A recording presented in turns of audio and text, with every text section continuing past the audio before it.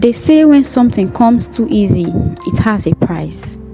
Adaora didn't believe that until the night she almost stepped into a bath that would have ended her life.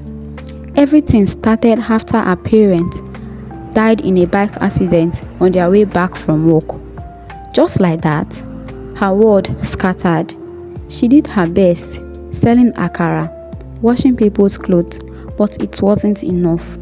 Most days, food was prayer, light was luxury, and hope was fading. Adaora knelt beside her parents' fresh grave, holding the faded wrapper she was left with. The sky burned orange.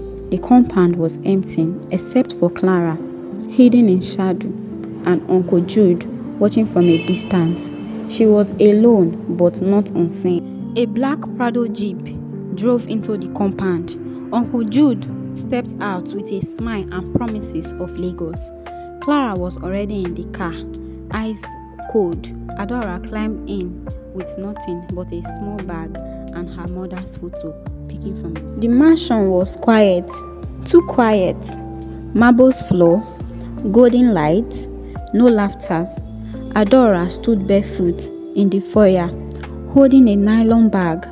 Uncle Jude welcomed her like a king, while Clara swept in silence and her mother's spirit watched from the mirror. In the hallway of white walls, one door stood out, deep blue, pulsing like it breathed. Adaora wished for it. Unsure, behind her, Clara stood with a mop. On the wall, a painting of Uncle Jude stared with eyes that looked too real. The dining table was set with pap, bread, and bitter leaf soup. Uncle Jude smiled as he said, "Tomorrow you will take your bath." Adaora sat beside him, confused, took a bite in a confused state. "Take a bath?" "Yes, you will." "Uncle, please, what does that mean?" she said. He said, "Don't worry, Adaora, you will understand better tomorrow."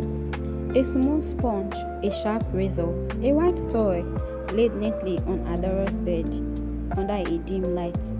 She stared at them unsettled. Her mother's spirit hovered, whispering warnings, but she couldn't hear. She was instructed to tie the white towel and proceed in taking the bath. The room was stone cold. Chalk symbols circled the floor. The bathtub in the center wasn't filled with water, but with something red, thick and still. Uncle Jude stood by the tub, shirtless, his arms raised as he chanted incantation, each word echoing through the room like a corpse being born. Clara placed the egg, the candle, and the blade on the floor. Adaora trembled in her white towel. Her mother's spirit stepped between her and the bathtub protectively, saying, "Do not enter the water, my child." In that moment, fear grabbed her by the throat and she ran. No shoes, no bag, just herself and the ghost of her mother pushing her forward. She pushed past Clara, who stood like a statue.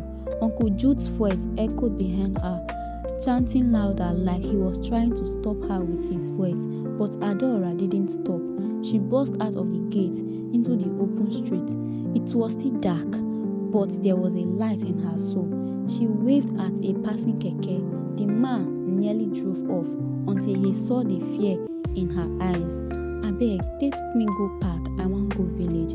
The driver didn't ask questions, he just drove. Days later, word came from Lagos. Uncle Jude's house had burned down to the ground. Nothing remained.